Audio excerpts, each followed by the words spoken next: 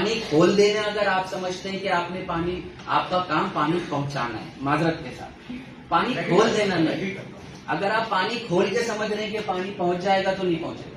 आपको पानी पहुंचाना आपकी जिम्मेदारी है। उसके लिए अगर सीरियस हैं और उसके लिए तजावीज पे अमल दरामद होता है तो इस मीटिंग का कोई फायदा नहीं। अगर आप उसके ऊपर अमल दरामद ही नहीं करते, हम गुफ्तन नशिस्तन बर्खास्तन यहाँ से जाने के बाद कोई फॉलोअप नहीं है इस मीटिंग का, और उसके बाद कोई हम किसी को फोन करें और उसको बोले देखें ये मसला ऐसे हो रहा है, बोले जी मैं चेक कर रहा हूँ, मैं आपको अभी दिखा दूँ, आपको तो मैं शेयर करता हूँ आप लोगों को।